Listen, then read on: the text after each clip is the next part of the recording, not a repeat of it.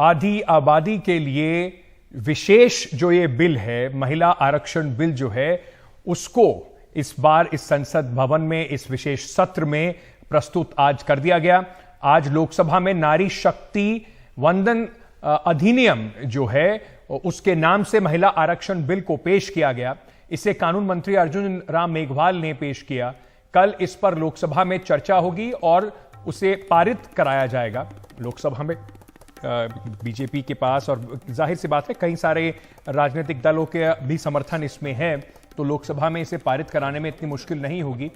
उसके बाद इसे आपको याद दिला दें, उसके बाद ये राज्यसभा में जाएगा, लेकिन उससे पहले कल केंद्रीय कैबिनेट ने इसको मंजूरी दी थी। इस बिल की जो जुड़ी हुई एक्सक्लूसिव जानकारी एनडीटीवी के पास है, सबसे पहले आपको जरा इस बिल के बारे में बताते हैं। हमने इस बिल की कॉपी देखी है और इसमें से क्या क्या महत्वपूर्ण बातें निकल कर आई हैं, आपको जरा वो बता देते हैं। इस बिल में ओबीसी जो है महिलाएं जो है उसमें जगह उसको नहीं दी गई, यानी कि कोटे के अंदर कोटे की जो बात हो रही थी उसको नहीं रखा गया है ओबीसी महिलाओं के लिए।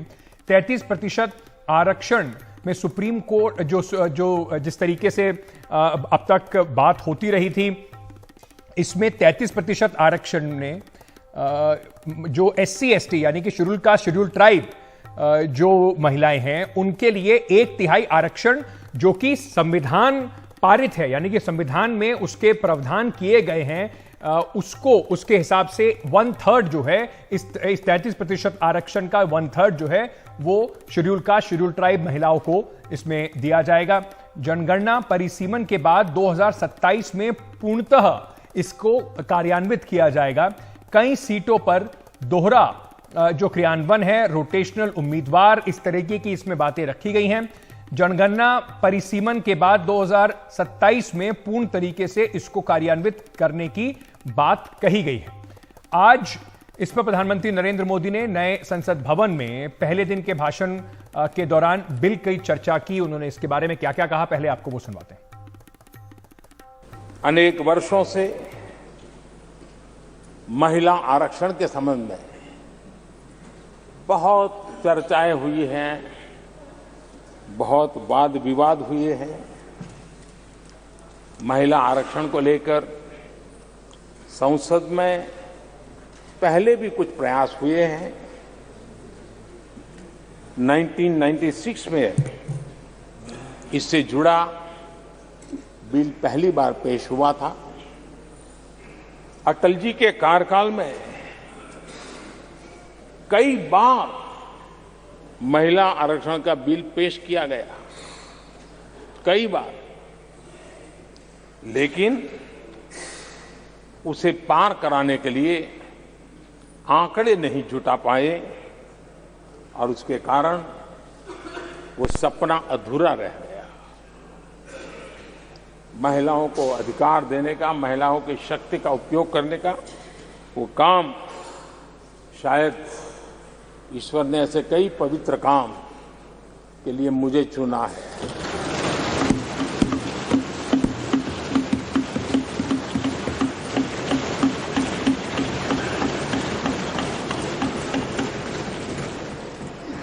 एक बार फिर हमारी सरकार ने इस दिशा में कदम बढ़ाया है।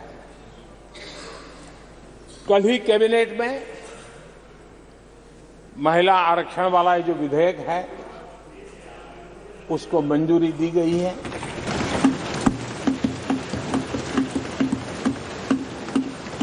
आज 19 सितंबर की ये तारीख इसीलिए इतिहास में अमरत्व को प्राप्त करने जा रहे हैं।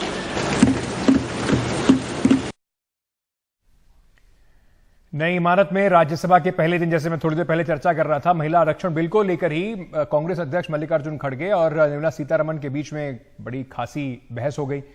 खड़गे जी ने कहा कि पिछड़ों के साथ हर दल में अन्याय होता है। इस पर निर्मला सीतारमण भड़क गई और उन्होंने कहा कि ये जो है ये एक स्वीपिंग स्टेटमेंट है, यानी कि अपने बारे में बात कीजिए, सबके बारे में बात मत कीजिए। जरा सुन लीजिए क्या क्या वाद विवाद हुआ।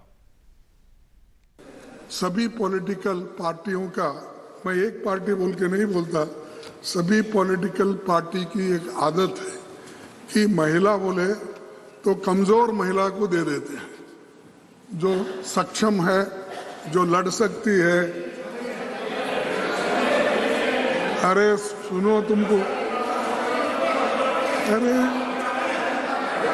अरे आप टिकट 1/3 टिकट देते वक्त बैठिए, यहाँ 1/3 की बात चल रही है। मेरा कहना यह है कि कमजोर वर्गों के लोगों को हमेशा वो ऐसा टिकट देते हैं, वो मुंह नहीं खोलना, उस पार्टी में बात भी नहीं करना। ऐसे मैं उसी लिए बोल रहा हूँ, सब पार्टी बोला, मैं आपके पार्टी को नहीं बोला।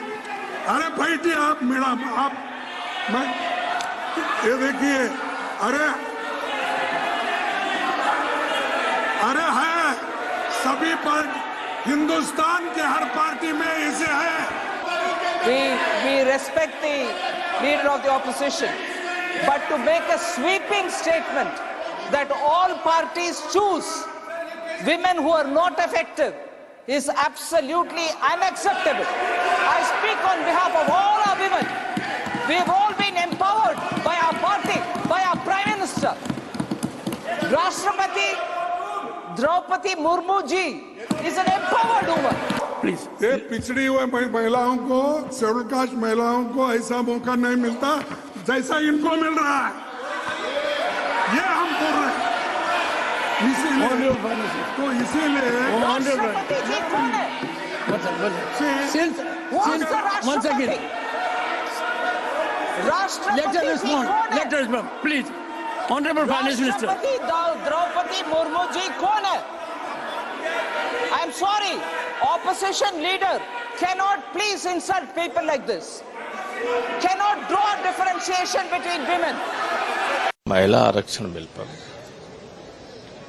हम लोगों की हमेशा ये मांग रही थी कि जो पिछड़े वर्ग की महिलाएं हैं, वो जो ज़्यादा पढ़ी लिखी और कास्ट की महिलाएं हैं, उनका सही तरीके से मुकाबला नहीं कर सकती, इसलिए उनके लिए कोटे के अंदर कोटा एक आरक्षण होना चाहिए। अब गवर्नमेंट नहीं मान रही है, लेकिन हम महिला आरक्षण बिल का इसलिए विरोध नहीं करें कि वो हक है, मिलना चाहिए उन्हें। हमारी बात ये नहीं मानेंगे, इसके बाद भी हम करेंगे समर्थन, लेकिन हम अपना ये मुद्दा नहीं छोड़ेंगे। हमारी पार्टी को पूरी उम्मीद है कि चर्चा के बाद इस बार ये महिला आरक्षण बिल जरूर पास हो जाएगा, जो ये अभी तक लंबे अरसे से लटका हुआ था। इसका भी हमारी पार्टी पूरे तय दिल से स्वागत करेगी। लेकिन इसके साथ साथ ये भी कहा था कि महिलाओं को जो भी आरक्षण दिया जाता है, तो उसमें से SC, ST व OBC वर्गों की महिलाओं का आरक्षण का कोटा अलग से सुनिश्चित किया जाना चाहिए।